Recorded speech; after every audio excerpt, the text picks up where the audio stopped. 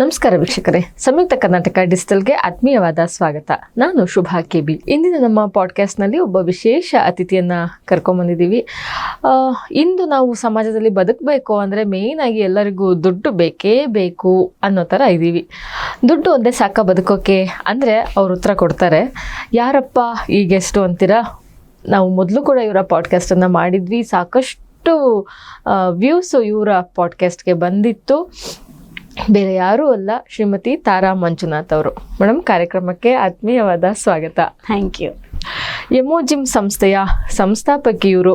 ಸಾವಿರಾರು ಮನಸ್ಸುಗಳನ್ನು ಪಾಸಿಟಿವ್ ಆಗಿ ಪರಿವರ್ತನೆ ಮಾಡ್ತಾ ಇರುವ ಸಾಧಕಿ ಕೂಡ ಹೌದು.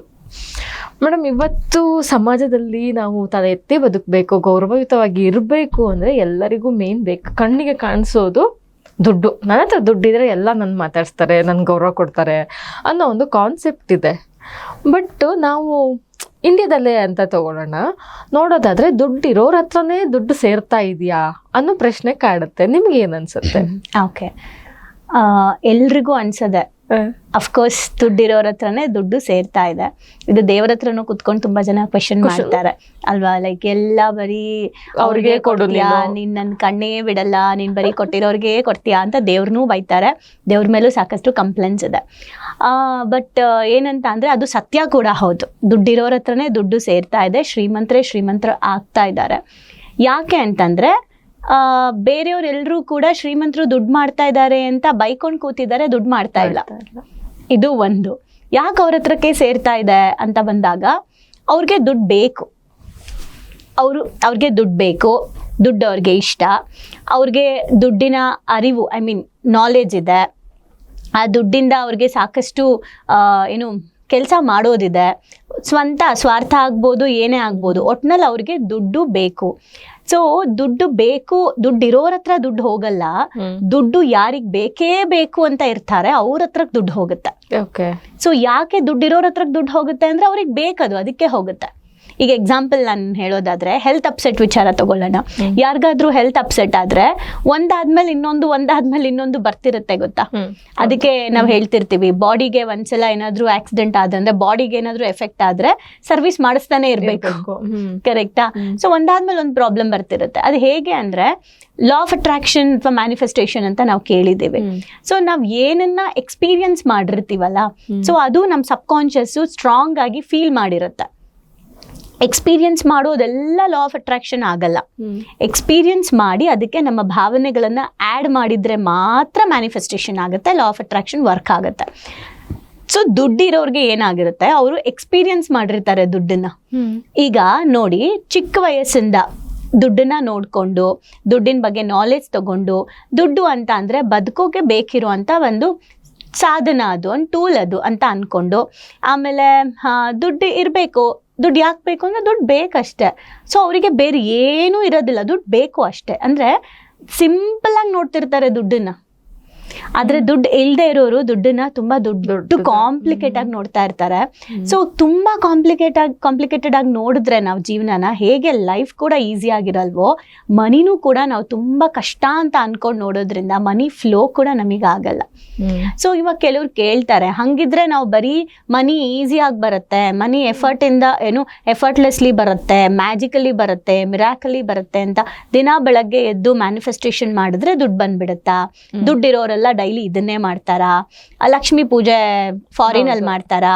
ಅವ್ರ ಹತ್ರ ದುಡ್ಡು ಹೋಗುತ್ತೆ. ಈ ತರ ಯಾರ್ಯಾರು ಮಾತಾಡ್ತಿದಾರಲ್ಲ, ಅವರೆಲ್ಲ ಯಾರ್ಯಾರ ಹತ್ರ ದುಡ್ಡು ಇದೆ ಅಂತ ಯೋಚನೆ ಮಾಡೋದ್ರಲ್ಲಿ ಕೊಡೋ ಟೈಮ್ನ ಇವ್ರು ದುಡ್ಡು ಮಾಡೋದ್ರಲ್ಲಿ ಕೊಟ್ರೆ ದುಡ್ಡು ಬರುತ್ತೆ.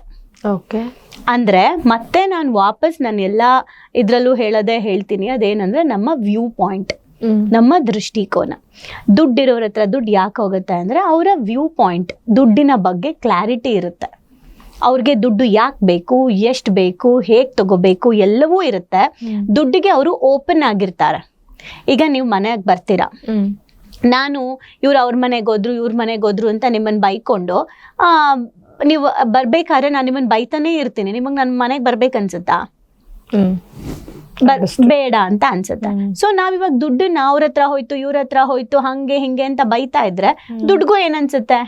ಬೇರೆಯವ್ರ ಮನೆಗೆ ಹೋದ್ರೆ ಇವ್ನಿಷ್ಟು ಬೈತಾನೆ, ನಾನು ಯಾಕೆ ಇವ್ರ ಮನೆಗೆ ಹೋಗ್ಬೇಕು ಅಂತ ನಾನು ನಾರ್ಮಲ್ ಲ್ಯಾಂಗ್ವೇಜಲ್ಲಿ ಹೇಳ್ತಾ ಇರೋದು. ಅಂದರೆ ಫ್ರೀಕ್ವೆನ್ಸಿ ಅಂತ ಹೇಳ್ತೀವಿ. ಫ್ರೀಕ್ವೆನ್ಸಿ ಬಗ್ಗೆ ಈಗಾಗಲೇ ಜನಕ್ಕೆ ನಾಲೆಜ್ ಇದೆ.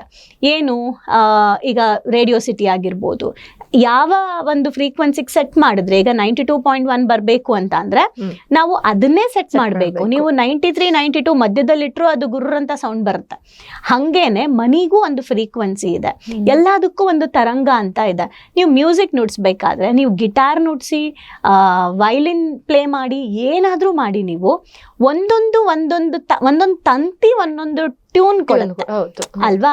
ಸೊ ಆ ಟ್ಯೂನು ಆ ಫ್ರೀಕ್ವೆನ್ಸಿಗೆ ಸೆಟ್ ಆಗಿರುತ್ತೆ. ಹಂಗೆ ಇವಾಗ ಹೆಂಗ್ ಸೆಟ್ ಆಯ್ತು, ಹೆಂಗ್ ಬಂತು ಅಲ್ಲ, ಅದು ಸೆಟ್ ಮಾಡಿದೀವಿ ಅಲ್ವಾ? ಅದೇ ತರನೇ ಮನಿ ಕೂಡ ಒಂದು ಫ್ರೀಕ್ವೆನ್ಸಿ, ಅದಕ್ಕೊಂದು ಟ್ಯೂನ್ ಬೇಕು. ಕರೆಕ್ಟಾಗಿ ನಾವು ಮನಿ ಫ್ರೀಕ್ವೆನ್ಸಿನ ನಮ್ಮ ಒಳಗಡೆ ಗ್ರೋ ಮಾಡ್ಕೊಂಡ್ರೆ ಆಟೋಮೆಟಿಕ್ ಆಗಿ ಮನಿ ಫ್ಲೋ ನಮಗೆ ಸುಲಭವಾಗಿ ಬರಕ್ ಸ್ಟಾರ್ಟ್ ಆಗುತ್ತೆ. ಸುಲಭವಾಗಿ ಬರುತ್ತೆ ಅಂತ ಅಂದ್ರೆ ಹಾರ್ಡ್ ವರ್ಕ್ ಮಾಡಲ್ಲ, ಕೆಲಸ ಮಾಡಲ್ಲ, ಹಂಗೇ ಬಂದ್ಬಿಡುತ್ತೆ ಮೇಲಿಂದ ಸುರಿದು ಬಿಡುತ್ತೆ. ಅಲ್ಲ, ನೀವು ಮಾಡೋ ಕೆಲಸದಲ್ಲಿ ಸಕ್ಸಸ್ ಸಿಗತ್ತೆ. ನೀವು ಮಾಡೋ ಕೆಲಸದಲ್ಲಿ ನಿಮ್ಗೆ ಹೆಚ್ಚು ಪ್ರಮೋಷನ್ ಸಿಗ್ಬೋದು. ಆಮೇಲೆ ನಿಮ್ಗೆ ಯಾರೋ ಒಬ್ರು ಗಿಫ್ಟ್ಗಳು ಕೊಡ್ಬೋದು, ಸಿಕ್ಕಾಪಟ್ಟೆ ಗಿಫ್ಟ್ಸ್ ಕೊಡ್ಬೋದು. ನಿಮ್ಗೆ ಎಲ್ಲಾದ್ರೂ ಹೋದಾಗ ಲಾಟ್ರಿ ಹೊಡಿಬೋದು ಫ್ರೀ ಆಗಿ, ಬೈ 1 get 1 ತರ. ನೀವೆಲ್ಲೋ ಹೋಗಿರ್ತೀರ, ಯಾರೋ ಫ್ರೆಂಡ್ 2 ತಂದಿರ್ತಾರೆ, ನಾನು ಇದು ತಗೊಂಡಿದ್ಕೆ ಇದು ಫ್ರೀ ಆಗಿ ಬಂತು, ನೀನ್ ತಗೋ ಅಂತ ಕೊಡ್ಬೋದು. ಇವೆಲ್ಲವೂ ಮನಿ ಫ್ಲೋನೇ. ನಾವ್ ಅನ್ಕೊಂಡಿದೀವಿ ದುಡ್ಡು ರೂಪದಲ್ಲಿ ಬಂದ್ರೆ ಮಾತ್ರ ದುಡ್ಡು ಅಂತ. ಎಷ್ಟೊಂದ್ಸಲ ಡಿಸ್ಕೌಂಟ್ ಸಿಗುತ್ತೆ, ಎಷ್ಟೊಂದ್ಸಲ ಫ್ರೀಕ್ವೆನ್ಸಿ ಚೇಂಜ್ ಆದ್ರೆ ಏನಾಗುತ್ತೆ ಅಂದ್ರೆ, ನಿಮ್ಗೆ ಏನೋ ಸಾಲ ಮಾಡಿರ್ತೀರಾ, ನಂಗೆ ಇಂಟ್ರೆಸ್ಟ್ ಕೊಡಕ್ಕಾಗಲ್ಲ ಅಂತೀರಾ, ಅಕ್ಸೆಪ್ಟ್ ಮಾಡ್ತಾರೆ ಅವರು. ಇದು ಕೂಡ ಮನಿ ಫ್ಲೋನೇ ಅಲ್ವಾ? ಬಿಕಾಸ್ ನಿಮ್ ಪ್ರೆಷರ್ ಕಡಿಮೆ ಆಯ್ತಲ್ವಾ? ಸೊ ಇದೆಲ್ಲ ಕೂಡ ದುಡ್ಡು ಇರೋರಿಗೆ ಆ ಫ್ರೀಕ್ವೆನ್ಸಿ ಸೆಟ್ ಆಗಿರುತ್ತೆ. ಹೆಂಗ್ ಸೆಟ್ ಆಗಿರುತ್ತೆ, ಎಲ್ಲಿಂದ ಸೆಟ್ ಆಗಿರುತ್ತೆ ಅಂದ್ರೆ ಚೈಲ್ಡ್ಹುಡ್ ಇಂದ ಸೆಟ್ ಆಗಿರುತ್ತೆ. ಈಗ ಎಕ್ಸಾಂಪಲ್, ನಾನು ಎಲ್ಲ ನಮ್ಮ ಸೆಷನ್ಗಳು ಎಲ್ಲದರಲ್ಲೂ ನಾನು ಹೇಳ್ತಾ ಇರ್ತೀನಿ, ಚಿಕ್ಕ ಮಗುವಲ್ಲಿ ನಾನು ಬಡತನದ ಕುಟುಂಬದಲ್ಲಿ ಬೆಳೆದಿದ್ದೀನಿ ಅಂದರೆ, ನೀವು ನನಗೆ ಬಂದ್ಬಿಟ್ಟು ನಾನು ಇವಾಗ ಯಾರೋ ಒಂದು ಮಗು ತುಂಬ ಕಷ್ಟಪಡ್ತಿರುತ್ತೆ ಅವ್ರ ಲೈಫಲ್ಲಿ, ಅವ್ರ ಅಪ್ಪ ಅಮ್ಮನ ಕಷ್ಟ ನೋಡ್ತಾ ಇರುತ್ತೆ, ಸಾಲ ಚೀಟಿ ಅದು ಇದು ಕಮಿಟ್ಮೆಂಟ್ಸೇ ನೋಡ್ತಿರುತ್ತೆ, ಮನೆ ಮುಂದೆ ಜಗಳ ಮಾಡ್ತಿರ್ತಾರೆ, ಅಥವಾ ಏನಾದ್ರು ಕೇಳಿದ್ರೆ ಮಗು ಕೊಡ್ಸಕ್ಕೆ ಅವ್ರ ಹತ್ರ ಇರಲ್ಲ, ಫೀಸ್ ಕಟ್ಟಕ್ಕೆ ಆಗ್ತಾ ಇರಲ್ಲ. ಈ ಥರದ ಸಿಚುಯೇಷನಲ್ಲಿ ಬೆಳೆದಂಥ ಮಗು ನಾನು ಹೋಗ್ಬಿಟ್ಟು ಪುಟ್ಟ ನೀನು ಒಂದು 3 ಕೋಟಿ ರೂಪಾಯಿ ಮನೆ ತಗೊಂತೀಯಪ್ಪ ಅಂದ್ರೆ ಮಗು ಖಂಡಿತ ಅದು ಒಪ್ಕೊಳ್ಳಲ್ಲ. ಈವನ್ ಅದು ಏನು ಹೇಳ್ತಾರೆ, ಸ್ಕೂಲ್ ಲೆವೆಲ್ಗೆ ಬಂದರೂ ಕೂಡ, ಅಯ್ಯೋ ನಾನು ಫಸ್ಟು ದುಡಿಬೇಕು, ನಾನು ಸಂಬಳ ಮಾಡ್ಕೋಬೇಕು, ಸಂಬಳ ತಗೋಬೇಕು, ಆ ಸಂಬಳನ ನಾನು ಕೂಡಿಡಬೇಕು, ಆಮೇಲೆ ನಾನು ಲೋನ್ಗೆ ಹೋಗ್ಬೇಕು, ಆಮೇಲೆ ನಾನು ಮನೆ ತಗೊಬೇಕು, 2 ಕೋಟಿ 3 ಕೋಟಿದು ಆಗಲ್ಲ, ಒಂದು ಸ್ವಂತ ಮನೆ ಮಾಡಬೇಕು, ಈ ಥರ ಡ್ರೀಮ್ಸ್ನ ಹೇಳುತ್ತೆ ಹೊರತು ನಾನೊಂದು 100 ಕೋಟಿ ಮಾಡಬೇಕು, ನಾನೊಂದು 1000 ಕೋಟಿ ಮಾಡಬೇಕು ಅಂತ ಅದಕ್ಕೆ ಯೋಚನೆನೂ ಬರಲ್ಲ. ಯಾಕಂದರೆ ಇದನ್ನೇ ಟ್ರಾಮಾ ಅಲ್ಲಿ ನಾವು ಚೈಲ್ಡ್ಹುಡ್ ಟ್ರಾಮಾ, ಮನಿ ಬಗ್ಗೆ ಟ್ರಾಮಾ ಕೂತಿರುತ್ತೆ, ಅದೆಲ್ಲ ಹೇಳ್ತೀವಲ್ಲ. ಸೊ ಈ ದುಡ್ಡಿರೋರ ಹತ್ರ ಯಾಕೆ ದುಡ್ಡು ಹೋಗುತ್ತೆ ಅಂದರೆ, ಚಿಕ್ಕದ್ರಿಂದಾನೇ ಅವರು ದುಡ್ಡಿನ ಬಗ್ಗೆ ಅವ್ರಿಗೆ ಆಲ್ರೆಡಿ ದುಡ್ಡು ಸಿಂಪಲ್ ಆಗಿ ಬರುತ್ತೆ, ಕೆಲಸ ಮಾಡಬೇಕು ಬರುತ್ತೆ, ವೇರಿಯಸ್ ಟೈಪ್ ಆಫ್ ಬಿಸ್ನೆಸ್ ಬಗ್ಗೆ ಅವ್ರಿಗೆ ನಾಲೆಜ್ ಇರುತ್ತೆ, ಪೇರೆಂಟ್ಸು ದುಡ್ಡಿನ ಹೇಗೆ ವ್ಯವಹರಿಸ್ತಾರೆ ಅಂತ ನೋಡಿರ್ತಾರೆ ಅಲ್ವಾ? ಹಾಗೆ ದುಡ್ಡಿರೋರ ಹತ್ರ ಮಾತ್ರ ದುಡ್ಡು ಹೋಗೋದಲ್ಲ, ಕಳ್ಕೊಳ್ಳೋದು ಉಂಟು. ಇವತ್ತು ಸಂಪಾದನೆ ಮಾಡಿರ್ತಾರೆ ತಂದೆ, ನಾಳೆ ಮಗ ಅದನ್ನ ಕಳಿಬೋದು. ಓಕೆ, ಹಂಗಿದ್ರೆ ಅವ್ರು ಚೈಲ್ಡ್ಹುಡ್ಡಿಂದ ದುಡ್ಡು ನೋಡ್ಕೊಂಡು ಬಂದಿಲ್ವಾ ಅಂತ ನೀವು ಕೇಳ್ಬೋದು. ಬಟ್ ಸ್ಟಿಲ್ ಫ್ರೀಕ್ವೆನ್ಸಿ ಅಂತ ಬಂದಾಗ ಹಣಕ್ಕೆ ಒಂದು ಫ್ರೀಕ್ವೆನ್ಸಿನ ಸೆಟ್ ಮಾಡಬೇಕು. ಹಣ ಬರಬೇಕಾದ್ರೆ ನಾವು ಹೇಗಿರ್ತೀವೋ, ಹಣ ಬಂದ ಮೇಲೆ ನಾವು ಹೇಗಿರ್ತೀವಿ ಅನ್ನೋದು ತುಂಬ ಇಂಪಾರ್ಟೆಂಟ್ ಆಗುತ್ತೆ. ಸೊ ಹಣ ಬರಬೇಕಾದ್ರೆ ನೀವು ಹಂಬಲ್ ಆಗಿದ್ದು, ಹಣ ಬಂದ ತಕ್ಷಣ ನಿಮ್ಗೆ ಈಗೋ ಜಾಸ್ತಿ ಆದರೆ ಅದು ಹಾಸ್ಪಿಟಲ್ಗೋ ಅಥವಾ ರಿಪೀಟೆಡ್ಲಿ ಅದು ಇದು ಖರ್ಚು, ರಿಪೇರಿಗಳು, ಆಕ್ಸಿಡೆಂಟ್ಗಳು, ಅದನ್ನ ಸರಿ ಮಾಡಿಸು ಇದನ್ನ ಸರಿ ಮಾಡಿಸು, ಒಂದು ನಲ್ಲಿ ಕೆಡೋದ್ರಿಂದ ಆಗ್ತಾ ಇರುತ್ತೆ ನಿಮಗೆ ಮನಿ ಈಗೋ ಬಂದ್ಬಿಟ್ರೆ ಆಯ್ತಾ. ಸೊ ಹಾಗಾಗಿ ಹಣ ಅನ್ನೋದೇನಿದೆ, ಯಾಕೆ ದುಡ್ಡಿರೋರ ಹತ್ರ ಹೋಗುತ್ತೆ ಅನ್ನೋದಕ್ಕಿಂತ ಅವೇರ್ನೆಸ್ ಇರೋರ ಹತ್ರ ಹೋಗುತ್ತೆ. ದುಡ್ಡು ಬೇಕು ಅನ್ನೋ ದುಡ್ಡಿನ ಜ್ಞಾನ ಪ್ರಜ್ಞೆ ಯಾರ ಹತ್ರ ಇದೆ ಅವ್ರ ಹತ್ರ ಫ್ಲೋ ಚೆನ್ನಾಗಾಗುತ್ತೆ. ಸೊ ನಮ್ಮ ಹತ್ರ ಈಗ ದುಡ್ಡು ಬರಬೇಕು ಅಂದ್ರೆ ನಮ್ಗೆ ಏನ್ ಬರಬೇಕು? ಜ್ಞಾನ. ಸಿಂಪಲ್. ಬಟ್ ನಂಗೆ ಜ್ಞಾನ ಬಂದಿದೆ. ಓಕೆ, ತುಂಬಾ ಟೈಮಿಂದ ನಂಗೆ ದುಡ್ಡು ಬೇಕು ಅನ್ನೋ ಫೀಲ್ ಇದೆ. ಓಕೆ, ಬಟ್ ಆದ್ರೂ ಉಳಿತಾ ಇಲ್ಲಲ್ಲ ಕೈಯಲ್ಲಿ. ನೋಡಿ, ದುಡ್ಡು ಬೇಕು ಅಂತ ಇದೆ, ಇದನ್ನ ಫೈನಾನ್ಷಿಯಲ್ ಲಿಟ್ರಸಿಗೆ ತಗೊಳ್ಳೋಣ. ಓಕೆ, ಹಣಕಾಸಿನ ಬಗ್ಗೆ ಜ್ಞಾನ ಬೇರೆ, ಪ್ರಜ್ಞೆ ಬೇರೆ. ಈಗ ನನ್ನ ಹಣಕಾಸಿನ ಬಗ್ಗೆ ನಂಗೆ ಹಣ ಬೇಕಪ್ಪ ಅಂತ ನಾಲೆಜ್ ಬಂದಿದೆ. ಸೊ ಲಿಟ್ರಸಿ ಅಂದ್ರೆ ಏನು? ಇನ್ಫಾರ್ಮೇಶನ್ ಅಲ್ಲ, information plus clarity and action okay, ಅದು ನಮಗೆ ಲಿಟ್ರಸಿ. ಅಂದರೆ ನೋಡಿ, ನೀವು ಹೇಳಿದ್ರಿ, ಕೊನೆಯಲ್ಲಿ ಒಂದು ವರ್ಡ್ ಹೇಳಿದ್ರಿ, ಹಣ ನಂಗೆ ಬೇಕು ಅಂತ ಅನ್ನಿಸ್ತಾ ಇದೆ ಬಟ್ ಉಳಿತಾ ಇಲ್ವಲ್ಲ ಅಂತ. ಉಳಿಸೋದಕ್ಕೆ ನೀವು ಹಣ ಬೇಕು ಅಂತ ಕೇಳ್ತಾ ಇದ್ದೀರಾ, ಅದಕ್ಕೆ ಬರ್ತಿಲ್ಲ. ನೀವು ಹಣನ ಬೆಳೆಸೋದಕ್ಕೆ ಬೇಕು ಅಂತ ಕೇಳಬೇಕು. ಇದು ಪ್ರಜ್ಞೆ. ನಾಲೆಜ್ ಏನು ಮಾಡ್ತು? ಹಣ ಬೇಕು ಅಂತ ಕೊಡ್ತು. ಹಣ, ಫೈನಾನ್ಷಿಯಲ್ ಲಿಟ್ರಸಿ ಅಂದರೆ ದುಡ್ಡಿರೋರ ಹತ್ರ ದುಡ್ಡು ಹೋಗೋಕ್ಕೆ ಇದು ಕೂಡ ಕಾರಣ. Knowledge and consciousness, money consciousness. So ಈಗ ಫಾರ್ ಎಕ್ಸಾಂಪಲ್, ನನಗೆ ದುಡ್ಡು ಯಾಕೆ ಬೇಕು? ನಾನು ಯಾರನ್ನಾದ್ರೂ ಕೇಳಿದ್ರೆ ನಾನು ಏನು ಹೇಳ್ತಾರೆ, ಒಂದು ಲಿಸ್ಟ್ ಕೊಡ್ತಾರೆ, ಇಷ್ಟು ಕೋಟಿ, ಇಷ್ಟು ಇದು ಅಂತ ಹೇಳ್ತಾರೆ. ಅಂದರೆ ಸೇವಿಂಗ್ಸ್ ಮಾಡೋದಕ್ಕೆ, ಒಂದು ಮನೆ ಕಟ್ಟೋದಕ್ಕೆ ಇಷ್ಟೇ ಇರುತ್ತೆ ಹೊರತು ಅದಕ್ಕೂ ಮೀರಿ ನನಗೆ ಬರುತ್ತೆ ಅನ್ನೋ ಥಾಟ್ ಅವ್ರಿಗೆ ಇರೋದೂ ಇಲ್ಲ, ಆ್ಯಂಡ್ ಅದನ್ನು ಮಾಡೋದೂ ಇಲ್ಲ. ಬಟ್ ಫೈನಾನ್ಷಿಯಲಿ ಲಿಟ್ರಸಿ ನಮ್ಗೇನು ಹೇಳ್ಕೊಡುತ್ತೆ ಅಂದರೆ, ಹಣವನ್ನು ಉಳಿತಾಯ ಮಾಡೋದಲ್ಲ, ಹಣವನ್ನು ನಿರ್ವಹಿಸೋದು ಹೇಗೆ, ಅದ್ರ ಜೊತೆ ಹೇಗೆ ನೀವು ಕಮ್ಯುನಿಕೇಷನ್ ಇಟ್ಕೋಬೇಕು, ವ್ಯವಹರಿಸ್ಬೇಕು ಅನ್ನೋದನ್ನ ಹೇಳ್ಕೊಡುತ್ತೆ. ಹಣದಿಂದ ಹಣ ಮಾಡೋದು ಹೇಗೆ, ನಾವು ನೋಡಿರ್ಬೋದು ಪ್ಯಾಸಿವ್ ಇನ್ಕಮ್ ಅಂತ ಒಂದಿದೆ. ನಾವು ಕೆಲಸ ಮಾಡದೆ ಸಹ ನಾವು ಹಣ ಸಂಪಾದನೆ ಮಾಡ್ಬೋದು ಅಂತ. ಹಂಗಂದ್ರೆ ಕುತ್ಕೊಂಡು ಹಣ ಸಂಪಾದನೆ ಮಾಡೋದಲ್ಲ, ಹಣಕ್ಕೆ ಬೇರೆ ಬೇರೆ ಬೇರೆ ಮೂಲಗಳನ್ನ ನಾವು ರೆಡಿ ಮಾಡಿಕೊಂಡು ಹೆಂಗೆ ಏನು ಒಂದೊಂದು ಬಿಸ್ನೆಸ್ ಇದೆ. ಕೆಲವೊಂದು ಸ್ಲೀಪಿಂಗ್ ಪಾರ್ಟ್ನರ್ ಅಂತ ಬರುತ್ತೆ, ಕೆಲವು ಪಾರ್ಟ್ನರ್ಸ್ ಅಂತ ಬರುತ್ತೆ. ಇನ್ವೆಸ್ಟ್ಮೆಂಟ್ಸ್ ಆಗಿರ್ಬೋದು, ಹೂಡಿಕೆಗಳನ್ನ ಮಾಡಬೇಕು. ಇವತ್ತು ಶ್ರೀಮಂತರು ಅಂದರೆ ಹಣ ಇದ್ದ ತಕ್ಷಣ ಶ್ರೀಮಂತರ ಅಂದರೆ ಖಂಡಿತ ಅಲ್ಲ. ಹಣದ ಜೊತೆ ಸಮಯ ಎರಡೂ ಇದ್ದವ್ರು ಮಾತ್ರ ಶ್ರೀಮಂತರು. ಒಂದು, ನಾನು ನಾರ್ಮಲ್ ಲ್ಯಾಂಗ್ವೇಜಲ್ಲಿ ಹೇಳ್ತಿದ್ದೀನಿ.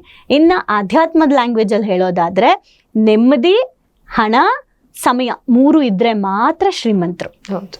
ಸೊ ಅದಿಲ್ಲ ಅಂತಂದರೆ ನೀವು ಫೈನಲಿ ನಿಮ್ಮ ನೆಮ್ಮದಿ ಸಂಪಾದನೆ ಮಾಡೋದಕ್ಕೋಸ್ಕರ ನಿಮ್ಮೆಲ್ಲ ಸಂಪಾದನೆ ಕಳ್ಕೊಬೇಕಾಗತ್ತೆ.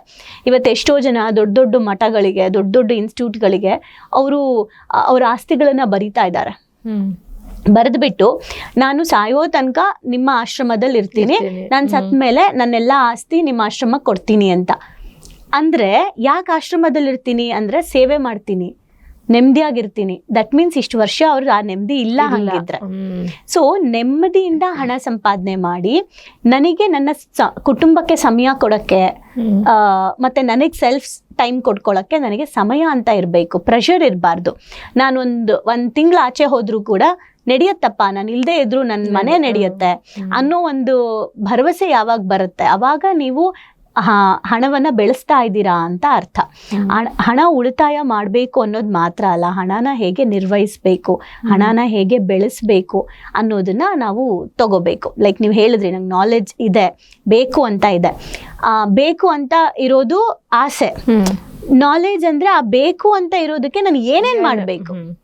ಸೊ ಅದು ಫೈನಾನ್ಷಿಯಲ್ ಲಿಟ್ರಸಿಯಲ್ಲಿ ಬರುತ್ತೆ. ಸೊ ಅದನ್ನು ನಾವು ಕಲ್ತ್ಕೊಬೇಕು. ಹಣದ ಬಗ್ಗೆ ನಾಲೆಡ್ಜ್ ತೊಗೊಬೇಕು, ಆ ನಾಲೆಡ್ಜ್ನ ಹೆಂಗೆ ಯುಟಿಲೈಸ್ ಮಾಡಬೇಕು ಅಂತ ಕಲ್ತ್ಕೊಬೇಕು. ಟೈಪ್ಸ್ ಆಫ್ ಬಿಸ್ನೆಸ್ ಬಗ್ಗೆ ತಿಳ್ಕೊಬೇಕು, ಆ್ಯಂಡ್ ಇನ್ವೆಸ್ಟ್ಮೆಂಟ್ಸ್ ಬಗ್ಗೆ ತಿಳ್ಕೊಬೇಕು. ಅದರಲ್ಲಿ ರೈಟ್ ಇನ್ವೆಸ್ಟ್ಮೆಂಟ್ ಯಾವುದು, ರಿಸ್ಕ್ಲೆಸ್ ಇನ್ವೆಸ್ಟ್ಮೆಂಟ್ ಯಾವುದು, ರಿಸ್ಕ್ ಇನ್ವೆಸ್ಟ್ಮೆಂಟ್ಗಳು ಯಾವುದು, ಆ್ಯಂಡ್ ಎಷ್ಟು ಇನ್ವೆಸ್ಟ್ ಮಾಡಬೇಕು, ಖರ್ಚು ಮಾಡೋಕ್ಕೆ ಮುಂಚೆ ಇನ್ವೆಸ್ಟ್ ಮಾಡಬೇಕಾ, ಇನ್ವೆಸ್ಟ್ ಮಾಡಿ ಆಮೇಲೆ ಖರ್ಚು ಮಾಡಬೇಕಾ, ಇವೆಲ್ಲವೂ ಹಣದಲ್ಲಿ ಬರುತ್ತೆ. ನಾನು ನಿಮ್ಗೊಂದು ಹೇಳ್ತೀನಿ. ಒಬ್ಬರು, ಇದನ್ನು ನಾನು ಸ್ಪಿರಿಚುವಲ್ ವೇಯಲ್ಲೂ ಹೇಳ್ತೀನಿ. ಒಬ್ಬರು ಕ್ಲೈಂಟ್ ನಮ್ಮ ಮನಿ ಸೆಷನ್ಗಳು ಮಾಡಬೇಕಾದ್ರೆ, ನಮ್ಮದು ಒಂದೊಂದೇ ಲೆವೆಲ್ ಇರುತ್ತೆ ಅಲ್ಲ, ಸೊ ಮನಿ ಸೆಷನ್ ಮಾಡಬೇಕಾದ್ರೆ ಒಬ್ಬರು ಬಂದರು, ನನಗೆ ಬೆಂಗಳೂರಲ್ಲಿ ಒಂದು ಮನೆ ಕಟ್ಟಬೇಕು ಅನ್ನೋದು ನನ್ನ ಡ್ರೀಮ್ ಅಂತ ಹೇಳಿದ್ರು ಸೆಷನ್ನಲ್ಲಿ. ಓಕೆ ಆಯಿತು ಅಂತ ನಾನು ಹೇಳಿದೆ. ಏನೇನು ಪ್ರೊಸೆಸ್ ಬರುತ್ತೆ, ಏನೇನು ಇಲ್ಲಿ ಟಾಸ್ಕ್ ಬರುತ್ತೆ, ಅದನ್ನು 100% ಮಾಡಿ, ಏನು ಮಾತಾಡಬೇಡಿ ಅಂತ ಹೇಳಿದೆ. ಒಂದು 3 ಮಂತ್ಸಲ್ಲಿ ಏನು ಮ್ಯಾಜಿಕ್ ಆಯಿತು ಅಂದರೆ, ಅವರು ಸುಮಾರು ಒಂದು 15-18 ವರ್ಷದಿಂದ ಒಂದು ಸ್ಕೂಲಲ್ಲಿ ಕೆಲಸ ಮಾಡ್ತಾಯಿದ್ರು. ಆ ಸ್ಕೂಲ್ ಓನರು 18 ವರ್ಷದಿಂದ ನನ್ನ ಜೊತೆನೇ ಕೆಲಸ ಮಾಡ್ತಿದ್ಯಾ, ನಂದೊಂದು ಸೈಟ್ ಇದೆ, ನಾನು ಅದ್ರಲ್ಲಿ ಮನೆ ಕಟ್ಸ್ಕೊಟ್ಬಿಡ್ತೀನಿ ನಿಮಗೆ, ಒಂದು ಡಬಲ್ ಬೆಡ್ರೂಮ್ ಮನೆ, ಮೇಲೊಂದು ಮನೆ, ಒಂದು ಮನೆ, ಸ್ವಂತ ಮನೆ ಕಟ್ಸ್ಕೊಡ್ತೀನಪ್ಪ, ನೀನು ಇರೋ ತನಕ ನಮ್ಮ ಸ್ಕೂಲಲ್ಲೇ ಕೆಲಸ ಮಾಡು, ತಿಂಗಳ ನಿನ್ನ ಸಂಬಳದಲ್ಲಿ ನಾನು ಸ್ವಲ್ಪ ಇಟ್ಕೊಳ್ತೀನಿ, ಲೋನ್ ನಾನೇ ಮಾಡಿಸ್ಕೊತೀನಿ, ನಿನ್ಗೆ ಲೋನ್ ಕಟ್ಸ್ಕೊಂಡು ಹೋಗ್ತೀನಿ, ನೀನು ಲೋನ್ ಕಟ್ಕೊಂಡು ಹೋಗು ಸಾಕು. ಈಗ ಡೌನ್ ಪೇಮೆಂಟ್ ಹೊಂದಿಸೋಕೆ ಇವ್ರಿಗೆ ಅಗತ್ಯ ಇಲ್ಲ, ಆಯಿತಾ. ಅವ್ರು ಶಾಕ್ ಆಗಿ, ಈಗ ಮನೆ ಆಲ್ರೆಡಿ ಅರ್ಧ ಅವ್ರದ್ದು ಕಂಪ್ಲೀಟ್ ಆಗೋಗ್ಬಿಟ್ಟಿದೆ. ಆ್ಯಂಡ್ ಅವ್ರು ನಂಗೆ ಹೇಳಿದ್ರು, ಮ್ಯಾಮ್ ನಂದು ಮನೆ, ಸ್ವಂತ ಮನೆ ಸ್ಟಾರ್ಟ್ ಆಗ್ತಾ ಇದೆ ಮ್ಯಾಮ್ ಅಂತ. ನಾನು 3 ತಿಂಗಳಲ್ಲಿ ದುಡ್ಡಿಲ್ಲ ಅಂದ್ರಿ ಅಂತ ಅಂದೆ. ನೀವು ಹೇಳ್ತೀರಾ ಮ್ಯಾಮ್ ಆಸೆ ಕನ್ಸಿದ್ಯಾ, ಹೌದು ನಂಗೆ ಬೆಂಗಳೂರಲ್ಲಿ ಮನೆ ಕಟ್ಟಬೇಕು ಅಂತ ಇದೆ, ದುಡ್ಡಿಲ್ವಲ್ಲ ಅಂತ ಅವ್ರು ನಂಗೆ ಕೇಳಿದ್ದು. ದುಡ್ಡಿಲ್ಲ ಅಂದರೆ ಹೆಂಗೆ ಕಟ್ತಾ ಇದ್ದೀರಾ ಅಂತ. ಆಮೇಲೆ ಅವರು ಹೇಳಿದ್ರು ಏನು ಈ ಥರ ಹಿಂಗೆ ಆಯಿತು ಅಂತ. ಹಾಂ, ಯಾವಾಗ ನಿಮ್ಮ ಒಳಗಡೆ ಕಾನ್ಷಿಯಸ್ನೆಸ್ ಬರುತ್ತೆ ಹಣ ಬೇಕು ಅಂತ, ಯಾವಾಗ ನಿಮಗೆ ಅನುಮಾನಗಳು, ಡೌಟ್ಸ್ ಕ್ಲಿಯರ್ ಆಗುತ್ತೆ, ಯೂನಿವರ್ಸ್ ಮೇಲೆ ಒಂದು ಡೌಟ್ ಕ್ಲಿಯರ್ ಆಗುತ್ತೆ, ಒಂದು ಕಾಸ್ಮಿಕ್ ಎನರ್ಜಿ ಅಥವಾ ಒಂದು ಶಕ್ತಿ ಅಂತ ಇದೆ, ಅದಕ್ಕೆ ನೀವು ಯಾವಾಗ ಸರೆಂಡರ್ ಆಗಿ ನಿಮ್ಮ ಕೆಲಸ ನೀವು ಸರಿಯಾಗಿ ಮಾಡೋಕ್ಕೆ ಸ್ಟಾರ್ಟ್ ಮಾಡ್ತೀರಾ, ಓವರ್ ಎಕ್ಸ್ಪೆಕ್ಟೇಷನ್ಸು, ತುಂಬ ಓವರ್ ಥಿಂಕಿಂಗ್ಗಳನ್ನ ಸೈಡಿಗಿಟ್ಟು ನಿಮ್ಮ ಕೆಲಸನ ನೀವು ಫೋಕಸ್ ಮಾಡ್ತೀರಾ, ನಿಮ್ಮ ಸ್ಕಿಲ್ ಡೆವಲಪ್ ಮಾಡ್ಕೊಳ್ತೀರಾ, ಒಳ್ಳೆ ಹೆಸರು ಸಂಪಾದಿಸ್ತೀರಾ, ಮತ್ತು ಇನ್ನೂ ಹೆಚ್ಚಿನ ಒಂದು ಕೆಲಸ ಸೇವೆನ ನೀವು ಮಾಡೋಕ್ಕೆ ಸ್ಟಾರ್ಟ್ ಮಾಡ್ತೀರಾ ನಿಮ್ಮ ಬೇರೆ ನಿಮ್ಮ ಫೀಲ್ಡಲ್ಲಿ, ಆಟೋಮೆಟಿಕ್ ಆಗಿ ಈ ಬಾಗಿಲು ಓಪನ್ ಆಗುತ್ತೆ. ಆದರೆ ಆ ಫ್ಲೋಗೆ ಹೆಂಗೆ ಸೆಟ್ ಮಾಡ್ಕೊಬೇಕು, ಹೇಗೆ ನಾನು ಆ ದಾರಿಗೆ ಹೋಗಬೇಕು, ಆ್ಯಂಡ್ ಎಲ್ಲಿ ನಾನು ಆ ಥರ ಪ್ರಜ್ಞೆಯಿಂದ ಇರೋದನ್ನು ನೋಡಬೇಕು, ಅವೆಲ್ಲ ನಾವು ಜ್ಞಾನದಿಂದ ಸಂಪಾದನೆ ಮಾಡಬೇಕು.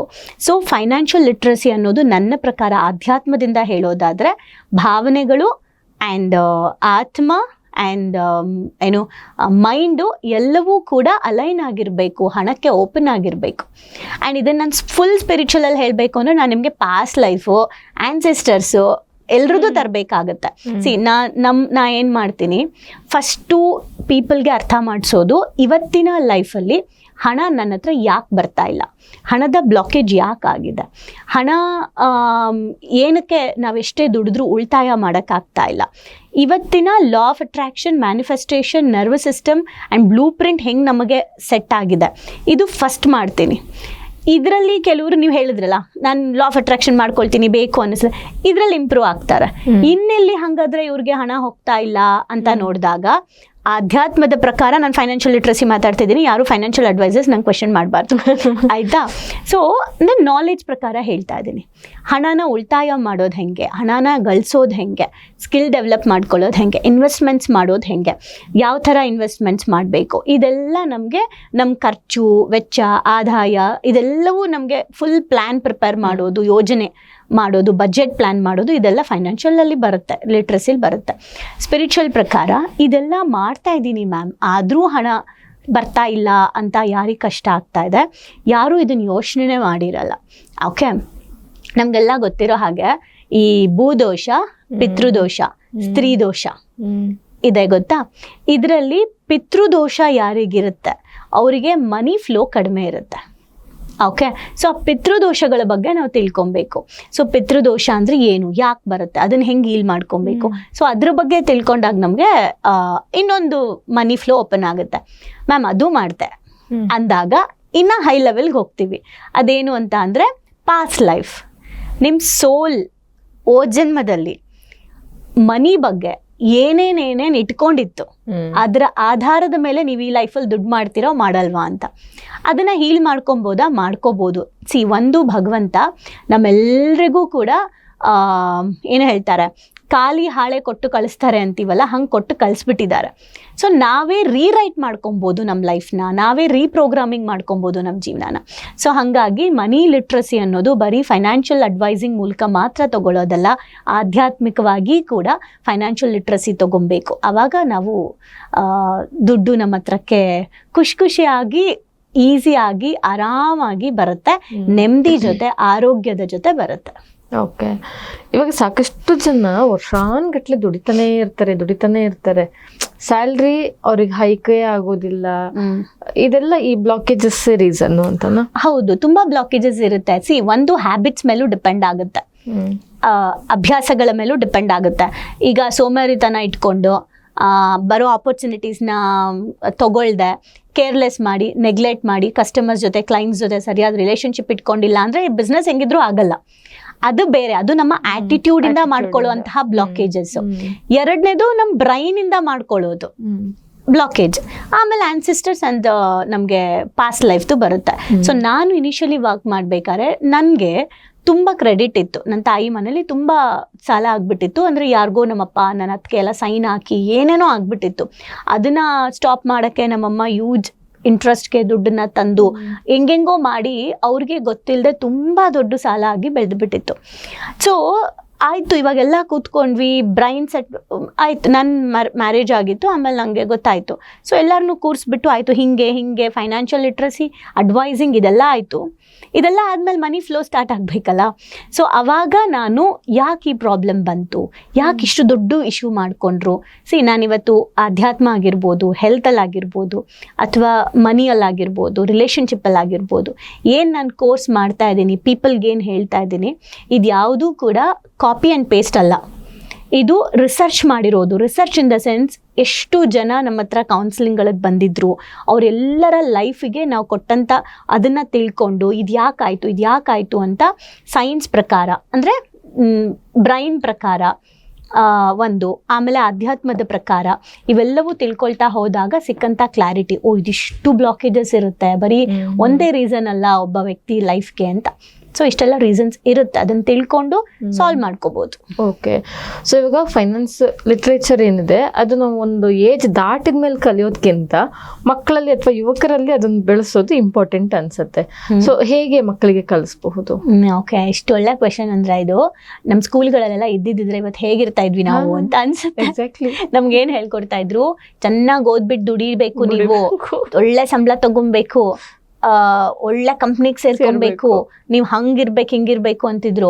ಹೆಂಗ್ ಉಳಿಸ್ಬೇಕು ದುಡ್ಡನ್ನ, ಹೆಂಗೆ ನೀವು ಬೆಳಿತಾ ಹೆಂಗ್ ಇನ್ವೆಸ್ಟ್ ಮಾಡ್ಬೇಕು ಅಂತ ಯಾರು ಹೇಳ್ಕೊಟ್ಟಿಲ್ಲ. ಇಲ್ಲಿ ₹100 ಸಂಬಳ ಜಾಸ್ತಿ ಆಯ್ತಾ, ಅಲ್ಲಿ ₹200 ಎಕ್ಸ್ಟ್ರಾ ಕಮಿಟ್ಮೆಂಟ್ ಮಾಡ್ಕೊಂಡಿರ್ತೀವಿ ಅಲ್ವಾ. ಸೊ ನಮ್ಗೆ ಚಿಕ್ಕದ್ರಿಂದಾನೇ ಇದ್ರ ಬಗ್ಗೆ ಇಲ್ಲ. ಬಟ್ ಇದು ನೀವು ಹೇಳ್ದಂಗೆ ತುಂಬಾ ಚಿಕ್ಕ ವಯಸ್ಸಿಂದ ಕಲಿಸ್ಬೇಕು. ನಾನು ಎಕ್ಸಾಂಪಲ್, ನಂದೊಂದು ಎಕ್ಸಾಂಪಲ್ ಕೊಡ್ತೀನಿ, ನನ್ನ ಮನೆದು. ಓಕೆ, ಸೊ ಇವಾಗ 5.5 years ನನ್ನ ಮಗಂಗೆ. ಸೊ 5.5 years ಇರುವಂತ ನನ್ನ ಮಗಂಗೆ ಈ ಚಿಕ್ಕ ಮಗುಗೆ ಏನಪ್ಪ ಫೈನಾನ್ಷಿಯಲ್ ಲಿಟ್ರಸಿ ಕೊಡಕ್ ಸಾಧ್ಯ ಅಂತ ಅನ್ಸ್ಬೋದು. ಬಟ್ ಏನ್ ಕೊಟ್ಟಿದೀವಿ ಅಂದ್ರೆ ಒಂದು ಹುಂಡಿ. ಇವತ್ತು ಹುಂಡಿ ಸಿಸ್ಟಮ್ ಮಿಸ್ ಆಗ್ಬಿಟ್ಟಿದೆ, ಯಾಕಂದ್ರೆ ಕ್ಯಾಶ್ ಇಲ್ಲ, ಎಲ್ಲರ ಹತ್ರ ಫೋನ್ ಪೇ ಅಲ್ವಾ. ಸೊ ಒಂದು ಹುಂಡಿ ಸಿಸ್ಟಮ್ ತಗೊಂಡ್ ಬಂದಿದ್ದೀವಿ. ಆ ಹುಂಡಿ ಇಟ್ಬಿಟ್ಟು ಫಸ್ಟ್ ಅವನಿಗೆ ನಾನು, ನಿನಗೆ ಏನೇನ್ ಬೇಕು ಅಂತ ಕೇಳ್ತೀನಿ, ನಾನು ಬರಿತೀನಿ. ಓಕೆ, ನಿನ್ಗೆ ಇದು ಬೇಕಾ ಎಲ್ಲಾನು ಬರಿತೀನಿ. ಎಲ್ಲ ಬರ್ದಿದ್ದಾದ್ಮೇಲೆ ಅದಕ್ಕೆ ದುಡ್ಡು ಎಷ್ಟು ಅಂತ ಬರಿತೀನಿ. ಅವನಿಗೆ ದುಡ್ಡು ಗೊತ್ತಿಲ್ಲ, ನಾನು ದುಡ್ಡು ಬರಿತೀನಿ. ಅವನೇನ್ ಮಾಡ್ದ, ಒಂದ್ಸಲ 17,000 ಒಂದು ಬೈಕ್ ನೋಡಿದಾನೆ. ಆಯ್ತಾ, ನಾನು ಆರೆಂಜ್ ಕಲರ್ ಬೈಕ್ ನೋಡಿದ್ದೆ, ಆಟ ಸಾಮಾನು ಅಂಗಡಿ, ಅವನಿಗದ ಆಟ ಸಾಮಾನು. ನಮ್ಗೆ 17,000 ಏನೋ ಬೇರೆ ಇರುತ್ತೆ. ಸೊ ಅವನು ಅದನ್ನ ಹೇಳ್ದ, ಬರ್ದೆ 17,000 ನಾನು. ಅವನಿಗೆ ಏನ್ ಮಾಡ್ದೆ, ಈಗ ಇದನ್ನ ನಾನ್ ನಿಂಗೆ ತಂದ್ಕೊಟ್ರೆ ನಿಂಗೆ ಜಾಸ್ತಿ ಖುಷಿ ಆಗತ್ತಾ, ನೀನೇ ತಗೊಂಡ್ರೆ ಖುಷಿ ಆಗತ್ತಾ? ಕೇಳ್ಬೇಕಾದ್ರೆ ನಾವು ಟೋನ್ ಚೇಂಜ್ ಮಾಡಿ ಕೇಳ್ಬೇಕು. ನಾನ್ ತಗೊಂಡ್ ಬಂದ್ರೆ ನಿಂಗೆ ಖುಷಿ ಆಗತ್ತಾ, ನೀನ್ ತಗೊಂಡ್ರೆ ಖುಷಿ ಆಗತ್ತಾ ಅಂದ್ರೆ ಅವನಿಗೆ ಆ ವಾಯ್ಸ್ ಮೇಲೆ ನೀವ್ ತಗೊಂಡ್ಬಂದ್ರೆ ಖುಷಿ ಅನ್ಬಿಡ್ತಾನೆ. ಸೊ ಟೋನ್ ಚೇಂಜ್ ಮಾಡ್ಬೇಕು. ನೀನೇ ಹೋಗಿ, ನೀನೇ ದುಡ್ಡು ಕೊಟ್ಟು, ನೀನೇ ಬಿಲ್ ಕೊಟ್ಟು, ನೀನೇ ಗಾಡಿ ತಗೊಂಡ್ಬಂದ್ರೆ ಹೆಂಗಿರುತ್ತೆ ಅಂತ ಅವ್ನಿಗೆ ಏನ್ ಅನ್ನಿಸ್ತು, ನಾನೇ ತಗೋಬೇಕು ಅಂತ. ಇದು ಫಸ್ಟ್ ಬೀಜ, ನಾವೇ ಸಂಪಾದನೆ ಮಾಡಬೇಕು.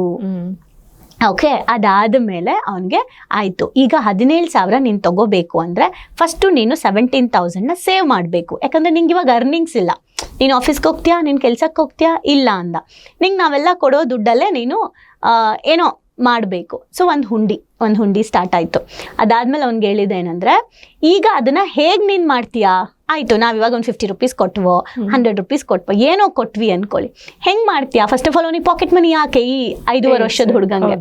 ಅದಕ್ಕೆ ನಾನು ಏನು ಮಾಡಿದೆ, ಇವತ್ತಿಂದ ನೀನೇನಾದರೂ ಆಟ ಸಾಮಾನು ಕೇಳಬೇಕಾದ್ರೆ ಆಲ್ರೆಡಿ ಮನೇಲಿರೋ ಆಟ ಸಾಮಾನು ಕೇಳಬಾರ್ದು.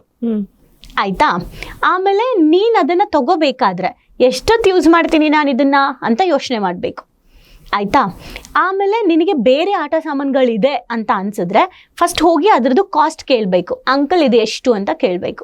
ಅವ್ರು ₹50 ಅಂತಾರೆ ಅನ್ಕೋ, ನನ್ನ ಹತ್ರ ಬಂದುಬಿಟ್ಟು ₹50 ಕೊಡಿ ಅಂತ ಕೇಳಬೇಕು. ₹50 ಕೊಡ್ತೀವಿ, ಅದನ್ನು ತೊಗೊಂಡೋಗಿ ಹುಂಡಿಗೆ ಹಾಕಬೇಕು.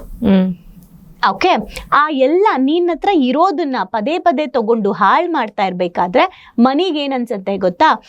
ನನ್ನನ್ನು ಇವನು ಕೊಡ್ತಾನೆ, ನನ್ನನ್ನು ಸರಿಯಾಗಿ ಬಳಸ್ಕೊಳ್ಳಲ್ಲ ಅಂತ ಅದಕ್ಕೆ ಬೇಜಾರಾಗ್ಬಿಡುತ್ತೆ. ಅವೆಲ್ಲ ಆಗಲ್ಲ. ಬಟ್ ಫ್ರೀಕ್ವೆನ್ಸಿ ಸೆಟ್ ಮಾಡೋಕ್ಕೆ.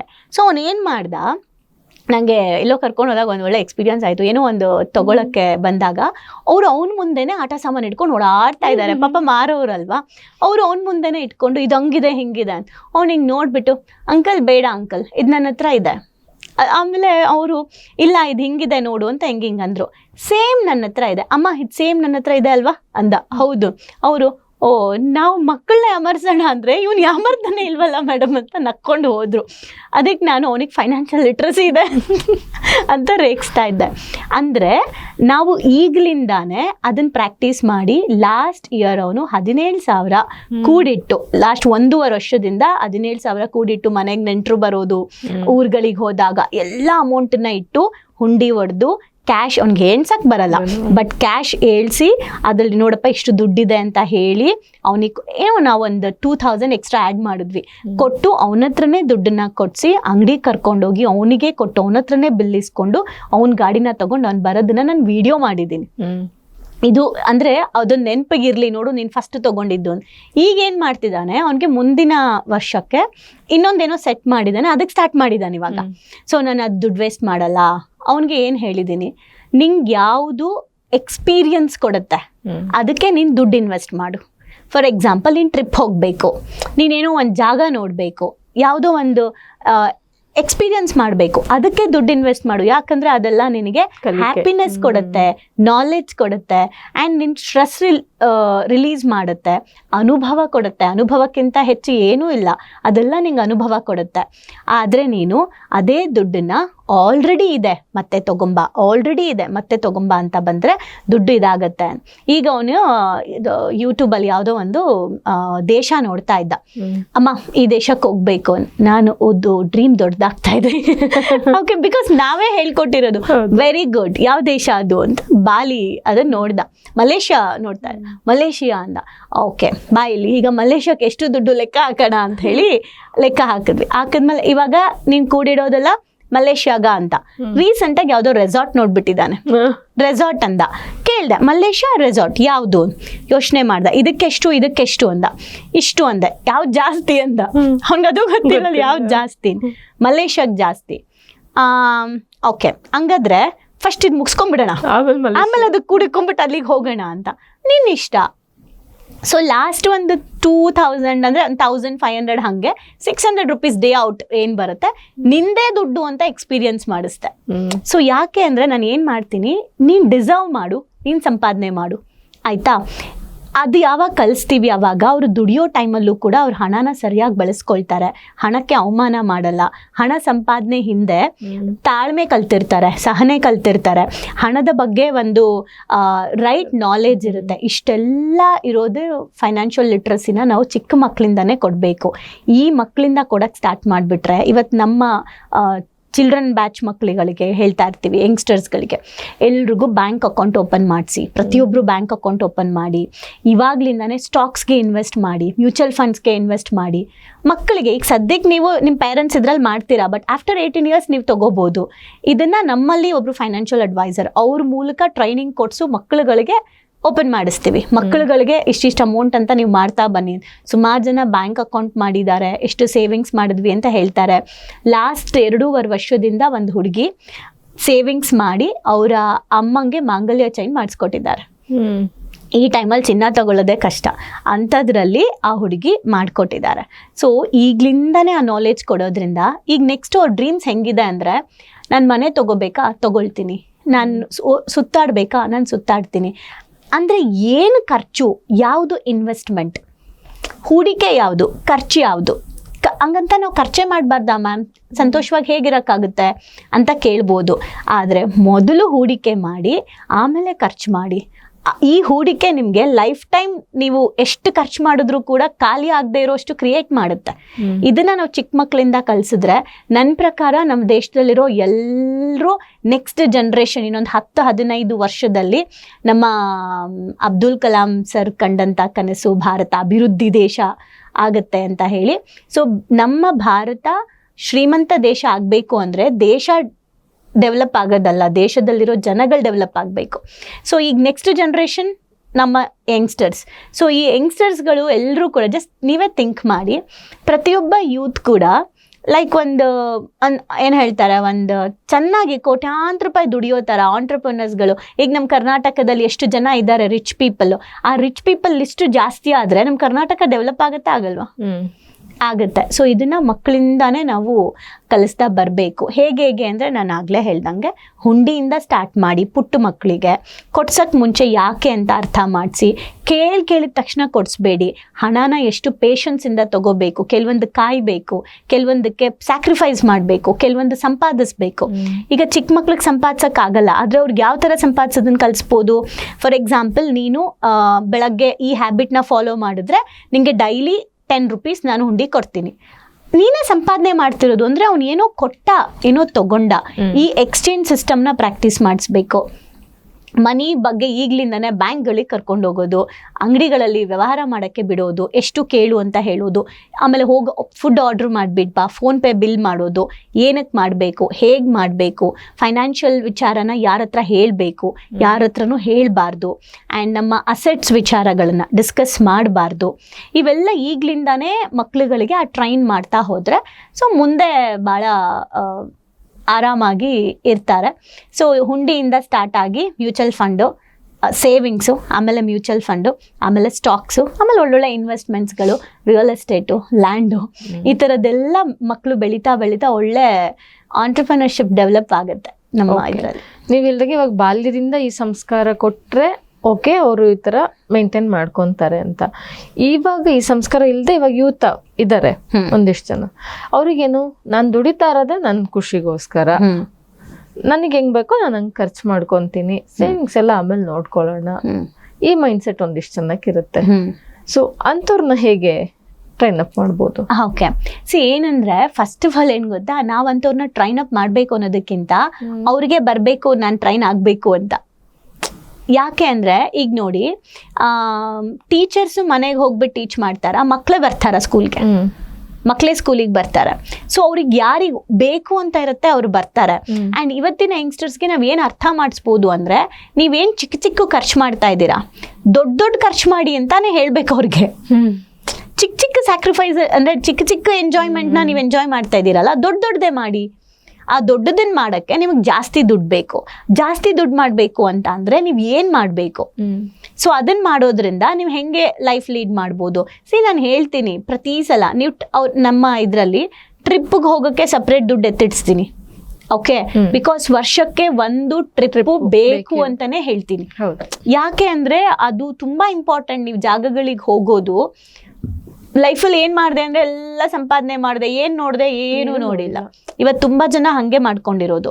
ನೀವು ಚಿಕ್ಕದಾದ್ರೂ ಪರವಾಗಿಲ್ಲ, ವರ್ಷದಲ್ಲಿ ಒಂದ್ಸಲ ನೀವೇನು ಫಾರಿನ್ಗೆ ಹೋಗ್ಬೇಕಂತ ಏನಿಲ್ಲ, ಅಥವಾ ನಮ್ಮ ರಾಜ್ಯ ಬಿಟ್ಟು ಹೋಗ್ಬೇಕು ಅಂತ ಏನಿಲ್ಲ, ಇಲ್ಲೇ ಎಷ್ಟೊಂದು 2 ದಿವಸ ಆರಾಮಾಗಿ ಎಕ್ಸ್ಪೀರಿಯನ್ಸ್ ಮಾಡ್ಬೋದು. ಇದನ್ನು ಹೇಳ್ತೀನಿ ನಾನು ಯಂಗ್ಸ್ಟರ್ಸ್ದು. ನಮ್ಮ ಫ್ಯಾಮಿಲಿಯಲ್ಲಿ ಒಂದು ಸಿಸ್ಟಮ್ ಅಂದರೆ ನಮ್ಮ ರಿಲೇಷನ್ಸಲ್ಲಿ ಒಂದು ಅನೌನ್ಸ್ ಮಾಡಿದೆ ಫ್ಯಾಮಿಲಿ ಗ್ರೂಪಲ್ಲಿ, ಎಲ್ಲರೂ ಗೆಟ್ ಟುಗೆದರ್ ಮಾಡೋಣ ರೆಸಾರ್ಟಲ್ಲಿ ಅಂತ. ಸೊ ನಾರ್ಮಲಿ ನಮ್ಮಲ್ಲಿ ಕೆಲವರು ರೂರಲ್ ಕಡೆ ಇರೋರು ಹಾಲು ಕರೀತಾರೆ, ಇದೆಲ್ಲ ಅಯ್ಯೋ ಅವರೇನೋ ಬರ್ತಾರೆ, ನಾವು ಹೆಂಗೆ ಬರಲಿ ಅಂತ. ನಾನು ಕೇಳಿದೆ, ನಿಮ್ಮ ಹತ್ರ 1500 ರೂಪಾಯಿ ಇಲ್ಲ ಅಂದಮೇಲೆ ಇಷ್ಟು ವರ್ಷ ಏನು ದುಡಿದ್ರಿ ಅಂತ. ಆಯಿತಾ, ನಾನು ಅಣ್ಣಂಗೆ ಹಂಗೆ ಕೇಳ್ಬಿಟ್ಟ ಅಂದರು. ನಾನು ಮತ್ತೆ ಏನು ಮಾಡಿದ್ರಿ ನೀವು? ಆಯಿತು ಸರಿ, ನೀವು ಇಷ್ಟೊತ್ತು ತನಕ ಸೇವೆ ಮಾಡಿಲ್ಲ, ಓಕೆ ಉಳಿಸಿಲ್ಲ, ಆಯಿತು.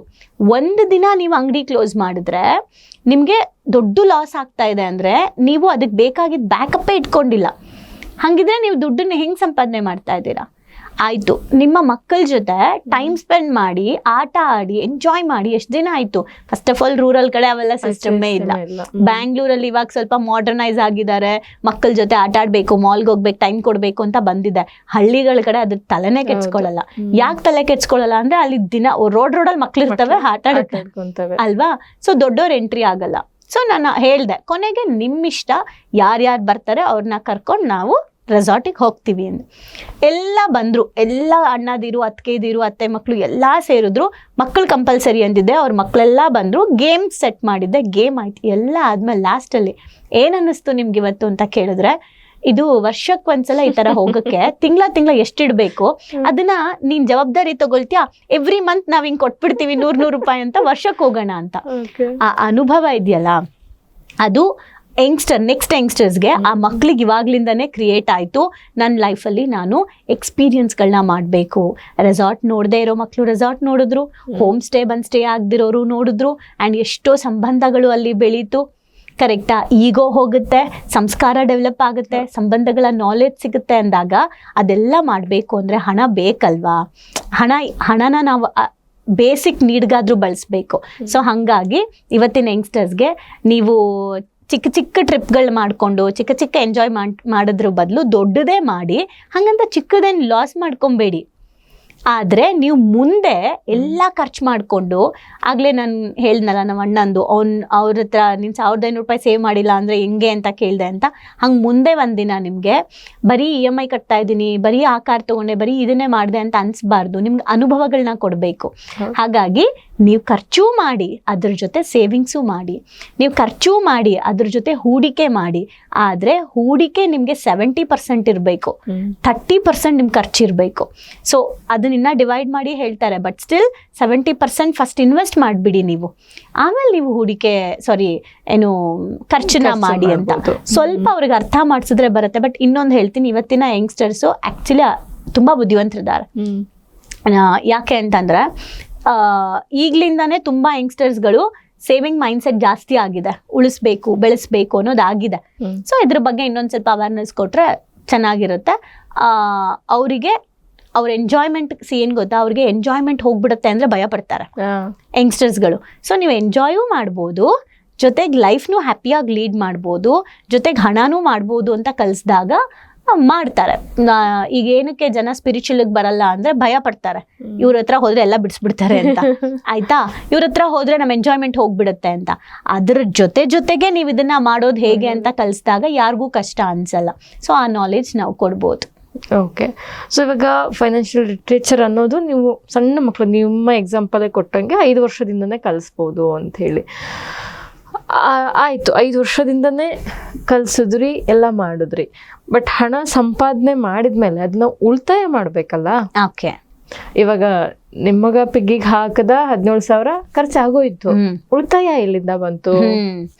ಅದಕ್ಕೆ ನಾನು ಅವಾಗಲೇ ಹೇಳಿದ್ದು, ನಮ್ಮ ಸೆಷನ್ಸ್ಗಳಲ್ಲಿ ನಾವೇನು ಮಾಡ್ತಾ ಇದ್ದೀವಿ, ಮ್ಯೂಚುವಲ್ ಫಂಡ್ಸ್ ಬಗ್ಗೆ ಈಗ ಫಸ್ಟು ನಾವು ಸೇವಿಂಗ್ಸ್ ಹೇಳ್ಕೊಡ್ತಾ ಇದ್ದೀವಿ.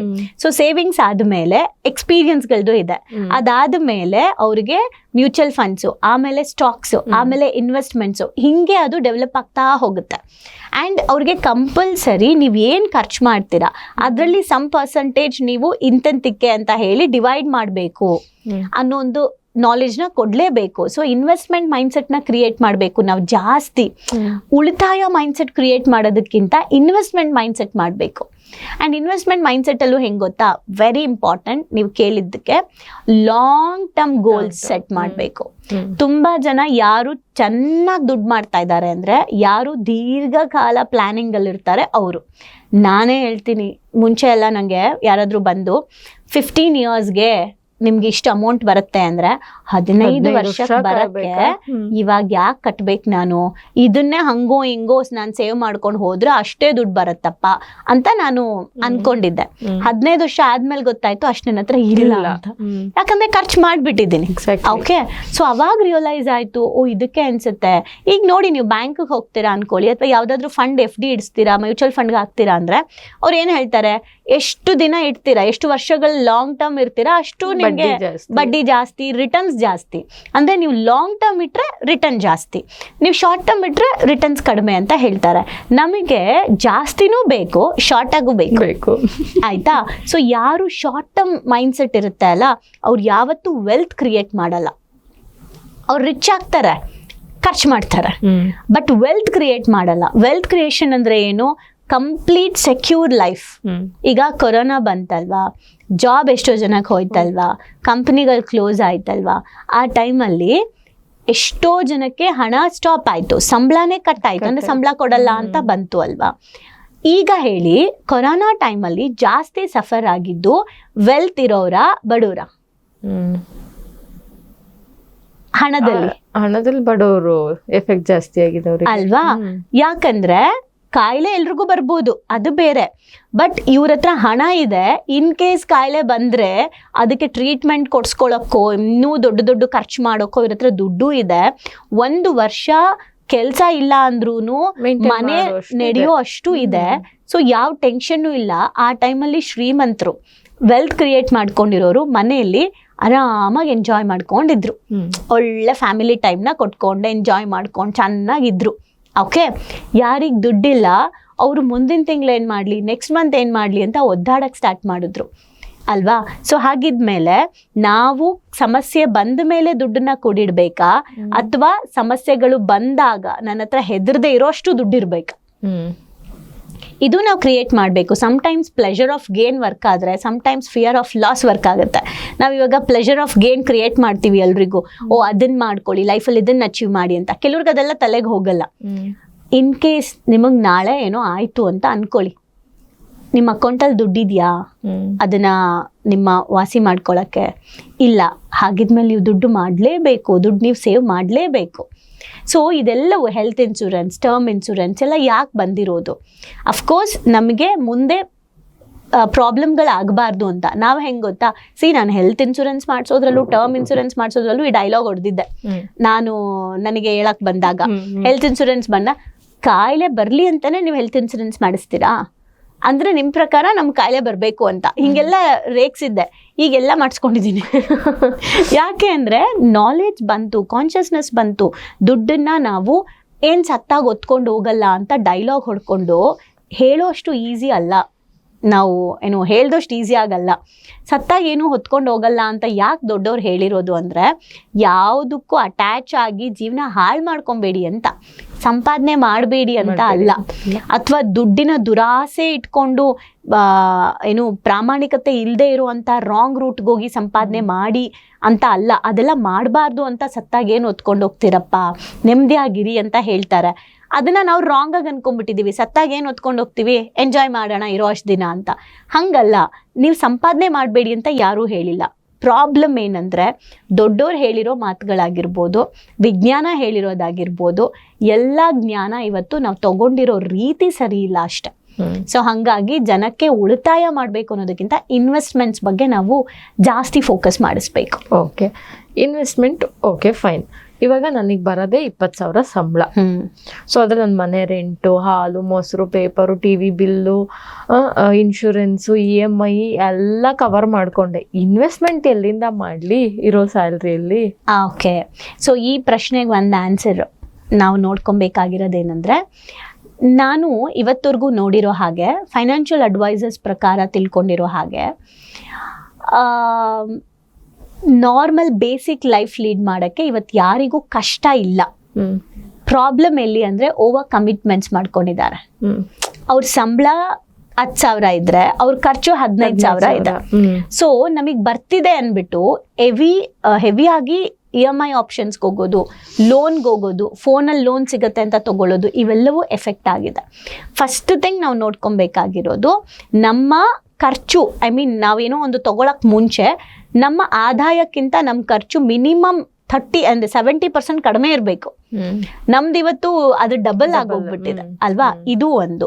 ಎರಡನೇದು, ನೀವು ಹೇಳ್ದಂಗೆ ಇದು ಜನ ಹೇಗೆ ತಗೊಳ್ತಾರೆ ಗೊತ್ತಿಲ್ಲ, ಬಟ್ ಅವರೇ ಸ್ವಲ್ಪ ಕೂತ್ಕೊಂಡು ಎಲ್ಲ ಆ್ಯಂಗಲಲ್ಲೂ ಯೋಚನೆ ಮಾಡಿ, ಸಡನ್ನಾಗಿ ಮಾತಾಡೋಕ್ಕೆ ಮುಂಚೆ ಸ್ವಲ್ಪ ಪಾಸ್ ಕಟ್ ಯೋಚನೆ ಮಾಡಲಿ, ಥಿಂಕ್ ಮಾಡಲಿ. ಇದು ನನಗೆ ಬಂದಂಥ ಯೋಚನೆ ಏನಂದರೆ, ಜಾಬಲ್ಲಿ ಇರೋರು ಬರೀ ಜಾಬ್, ಓನ್ಲಿ ಜಾಬ್ ಮಾಡಿಕೊಂಡು ಪ್ರಪಂಚದ ಅತಿ ದೊಡ್ಡ ಶ್ರೀಮಂತ ವ್ಯಕ್ತಿ ಆಗಿರೋರು ಯಾರಿದ್ದಾರೆ? ಚೆಕ್ ಮಾಡಲಿ ಯಾರಾದರೂ. ಓಕೆ, ಬರೀ ಜಾಬ್ ಮಾಡ್ಕೊಂಡು, ಒಂದೇ ಜಾಬ್ ಮಾಡಿಕೊಂಡು ಪ್ರಪಂಚದ ಅತಿ ದೊಡ್ಡ ಶ್ರೀಮಂತ ವ್ಯಕ್ತಿ. ಎಲ್ಲ ಬಿಸ್ನೆಸ್ ಮ್ಯಾನ್ಗಳೇ ಇವತ್ತು ರಿಚ್ ಪೀಪಲ್ ಆಗಿರೋದು, ಪ್ರಪಂಚದ ಅತಿ ದೊಡ್ಡ ಶ್ರೀಮಂತರಾಗಿರೋರು ಎಲ್ಲರೂ ಕೂಡ ಬಿಸ್ನೆಸ್ ಮ್ಯಾನ್. ದಟ್ ಮೀನ್ಸ್ ನೀವು ಯಾವುದೇ ಜಾಬ್ ಮಾಡ್ತಾ ಇರಿ, ಸೈಡಲ್ಲಿ ಒಂದು ಬಿಸ್ನೆಸ್ ಸೇಫ್ಟಿಯಾಗಿ ಇಟ್ಕೊಂಡಿರಿ. ಇದು ಸಂಬಂಧಗಳಿಗೆ ಅನ್ವಯಿಸಲ್ಲ, ಓನ್ಲಿ ಫಾರ್ ಮನಿ.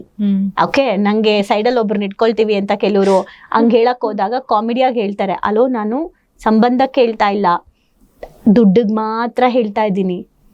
ಸೊ ಎಲ್ಲದಕ್ಕೂ ಇವತ್ತು ನಮಗೆ ಆಪ್ಷನ್ ಇಟ್ಕೊಂಡಿದ್ದೀವಿ. ಅಂದರೆ ನಂಗೆ ಈ ಫ್ರೆಂಡ್ ಇಷ್ಟ ಆಗಿಲ್ಲ, ನಂಗೆ ಇನ್ನೊಬ್ಬ ಸೈಡಲ್ಲಿ ಇರ್ತಾನೆ, ಇನ್ನೊಬ್ಳು ಸೈಡಲ್ಲಿ ಇರ್ತಾಳೆ. ನನಗೆ ಮನೇಲಿ ಇಷ್ಟ ಆಗಿಲ್ಲ, ಅಷ್ಟೇ ಇಷ್ಟ ಆಗಿಲ್ಲ, ಇನ್ನೊಂದು ಆಪ್ಷನ್ ಇದೆ. ನನ್ಗೆ ಇದು ಇಷ್ಟ ಇಲ್ಲ, ನಂಗೆ ನಂಗೆ ಕೆಲಸ ಬೇಕಾದ್ರೂ ಬಿಟ್ಬಿಡ್ತೀನಿ. ಆದರೆ ನಮಗೆ ಆಪ್ಷನ್ಸ್ ಎಲ್ಲದಕ್ಕೂ ಇರ್ಬೋದು, ಬಟ್ ಲೈಫ್ಗೆ ಇನ್ನೊಂದು ಆಪ್ಷನ್ ಇಲ್ಲ. ಸೊ ಹಾಗಾಗಿ ಪ್ರತಿಯೊಂದು ಕೂಡ ನಾವು ಎಲ್ಲದಕ್ಕೂ ಹೇಗೆ ಆಪ್ಷನ್ ಇಟ್ಕೊಂಡಿರ್ತೀವೋ ಹಾಗೆ ದುಡ್ಡಿಗೂ ಒಂದು ಆಪ್ಷನ್ ಇರಲೇಬೇಕು. ಸೈಡಲ್ಲಿ ಒಂದು ಬಿಸ್ನೆಸ್ ಆಗಿರ್ಬೋದು. ತುಂಬ ಜನ ನಮ್ಮ ಸೆಷನಿಗೆ ಬರುವಂಥ ಗೌರ್ಮೆಂಟ್ ಎಂಪ್ಲಾಯೀಸ್ಗಳು, ತುಂಬ ದೊಡ್ಡ ದೊಡ್ಡ ಜಾಬಲ್ಲಿ ಇರುವಂಥವ್ರು. ನಮ್ಮಲ್ಲಿ ಒಬ್ಬರು ಪ್ರೊಫೆಸರ್ ಬಂದಿದ್ರು, ಇದ್ದಾರೆ ಆಯಿತಾ, 1 ವರ್ಷದಲ್ವಾ ನಮ್ಮದು. ಸೊ ಅವ್ರ ಥಾಟ್ ಹೆಂಗೆ ಕ್ರಿಯೇಟ್ ಆಗಿತ್ತು ಅಂದರೆ, ಒಳ್ಳೆ ಸ್ಯಾಲ್ರಿ ಇದೆ, ಸ್ವಂತ ಮನೆ ಇದೆ, ಸ್ವಲ್ಪ ರೆಂಟ್ ಬರುತ್ತೆ, ಸಫಿಷಿಯೆಂಟ್ ಆಗಿದ್ದಾರೆ ಅವರು, ಲೈಕ್ 60 ವರ್ಷ ಆದಮೇಲೆ ಅಷ್ಟೇ ಅಂತ ಅನ್ಕೊಂಡಿದ್ದು. ಓಕೆ, ಆರಾಮಾಗಿರೋಣ. ಕರೆಕ್ಟ್, ಅದು ಒಳ್ಳೇದು, ಏನೂ ತೊಂದರೆ ಇಲ್ಲ.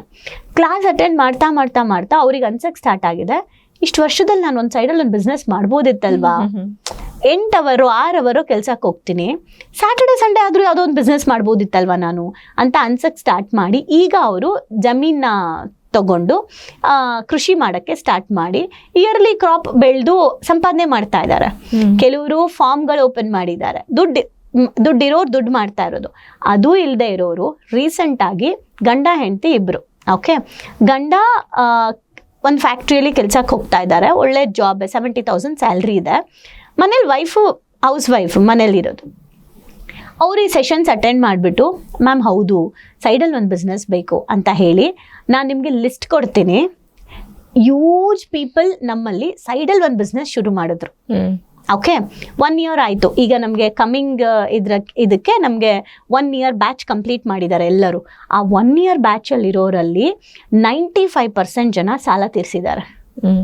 ಓಕೆ, 95% ಜನ ಹೊಸ ಬಿಸ್ನೆಸ್ ಸ್ಟಾರ್ಟ್ ಮಾಡಿದ್ದಾರೆ, ಹೊಸ ಇನ್ಕಮ್ ತೊಗೊಂಡಿದ್ದಾರೆ, ಸೇಫ್ಟಿ ನೋಡ್ತಾ ಇದ್ದಾರೆ, ಹ್ಯಾಪಿನೆಸ್ ಫೀಲ್ ಮಾಡ್ತಾ ಇದ್ದಾರೆ, ರಿಚ್ ಆಗಕ್ಕೆ ಸ್ಟಾರ್ಟ್ ಆಗಿದೆ.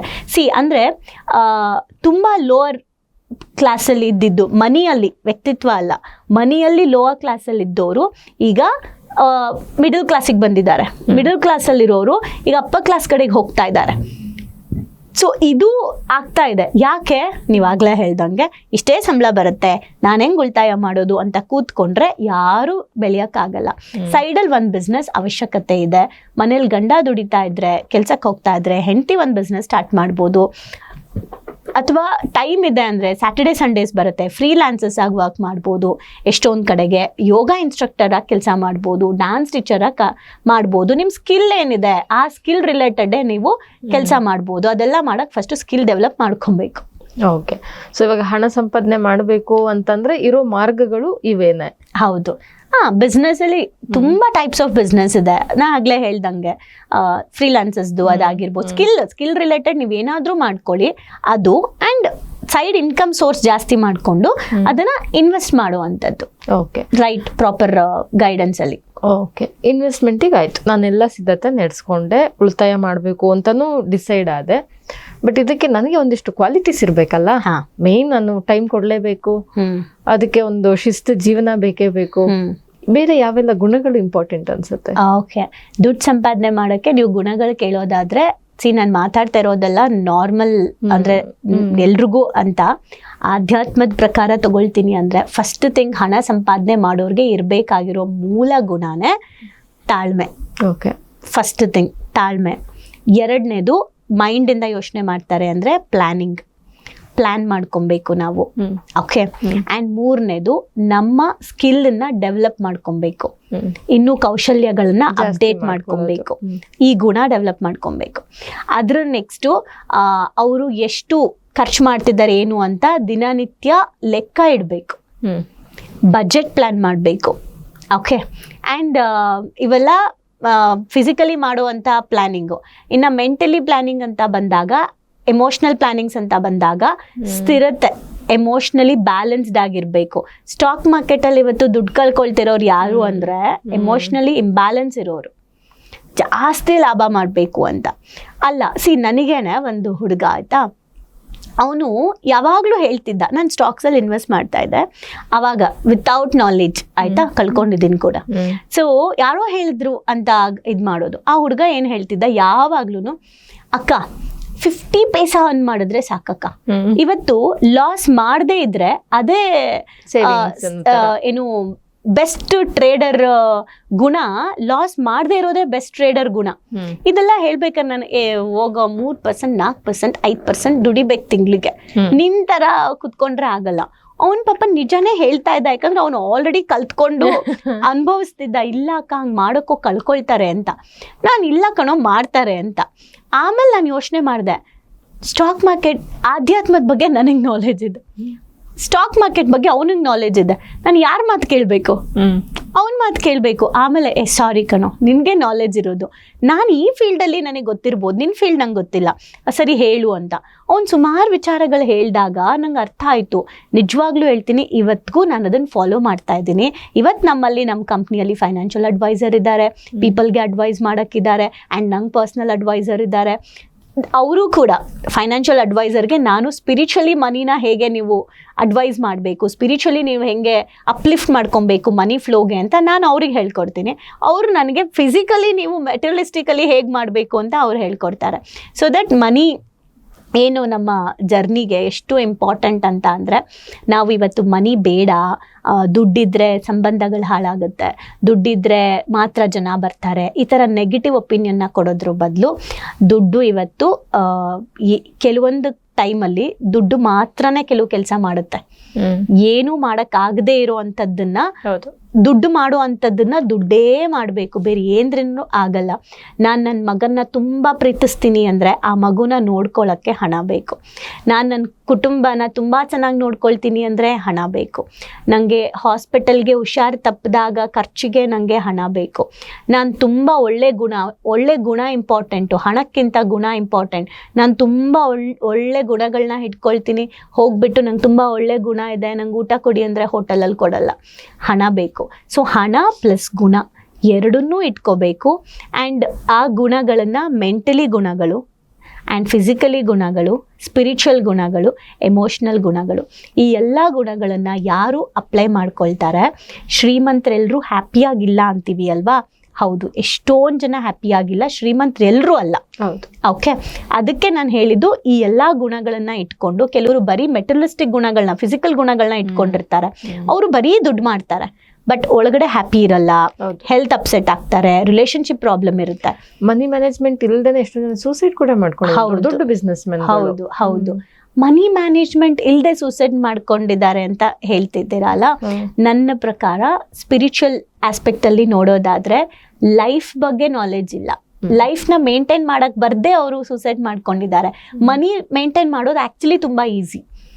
ಈಗ ರಿಲೇಶನ್ಶಿಪ್ಪೇ ಆಗಿರ್ಬೋದು, ಅದಕ್ಕೆ ನಾನು ಏನು ಹೇಳ್ತೀನಿ, ಇದು ಹಣದ್ದೇ ಆಗಿರ್ಬೋದು, ನಾಲೆಜ್, ಹಣ ಸಂಪಾದನೆ ಆಗಿರ್ಬೋದು, ಆದರೆ ಸಂಬಂಧಗಳನ್ನು ಬ್ಯಾಲೆನ್ಸ್ ಮಾಡ್ತಾ, ಆಧ್ಯಾತ್ಮದ ಜ್ಞಾನನ ಪಡ್ಕೊಳ್ತಾ, ನಮ್ಮನ್ನು ನಾವು ಅಪ್ಲಿಫ್ಟ್ ಮಾಡ್ತಾ, ನಮ್ಮ ಆರೋಗ್ಯನೂ ಚೆನ್ನಾಗಿ ನೋಡ್ಕೊಳ್ತಾ ಆರಾಮಾಗಿ ಹಣ ಸಂಪಾದನೆ ಮಾಡಿದಾಗ ಕಂಪ್ಲೀಟ್ ಲೈಫ್ ಫುಲ್ಫಿಲ್ ಆಗುತ್ತೆ.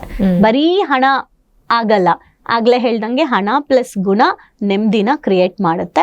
ಸೊ ಗುಣಗಳನ್ನು ಇನ್ಸ್ಟಾಲ್ ಮಾಡ್ಕೊಳ್ಳಿ, ಸಿಕ್ಕಾಬಟ್ಟೆ ಹಣನ ಸಂಪಾದನೆ ಮಾಡಿ. ನಾನು ಯಾವಾಗಲೂ ಕೊನೆಯಲ್ಲಿ ಲಾಸ್ಟ್ ಸ್ಟೇಟ್ಮೆಂಟ್ ಕೊಡ್ತೀನಿ ನಮ್ಮ ಕ್ಲಾಸಲ್ಲಿ, ಖುಷಿಯಾಗಿರಿ, ಹೆಲ್ದಿ ಆಗಿರಿ, ಸಿಕ್ಕಾಪಟ್ಟೆ ದುಡ್ಡು ಮಾಡಿ, ಸೊಸೈಟಿಗೆ ಸಪೋರ್ಟ್ ಮಾಡಿ. ಲೈಫ್ ತುಂಬ ಸಿಂಪಲ್ ಆಗಿದೆ, ಸಿಂಪಲ್ಲಾಗಿ ಲೈಫ್ ಲೀಡ್ ಮಾಡಿ. ಅದನ್ನು ಮಾಡಬೇಕು ಅಂದರೆ ನಾಲೆಜ್ ಬೇಕು, ಡಿವೈನ್ ಎನರ್ಜಿ ಸಪೋರ್ಟ್ ಬೇಕು, ಅದಕ್ಕೆ ಸರೆಂಡರ್ ಆಗಿ ಕೆಲಸ ಮಾಡಿ. ಸೊ ಇದಿಷ್ಟು ನಾನು ಎವ್ರಿ ಡೇ ಸ್ಟೂಡೆಂಟ್ಸ್ಗೆ ಫೀಡ್ ಮಾಡ್ತೀನಿ. ಯಾಕಂದರೆ ಇಷ್ಟು ನಾವು ಬೇಸಿಕ್ ಅರ್ಥ ಮಾಡಿಕೊಂಡ್ರೆ ಬದುಕು ತುಂಬ ಸಿಂಪಲ್ ಆಗಿ ಇರುತ್ತೆ.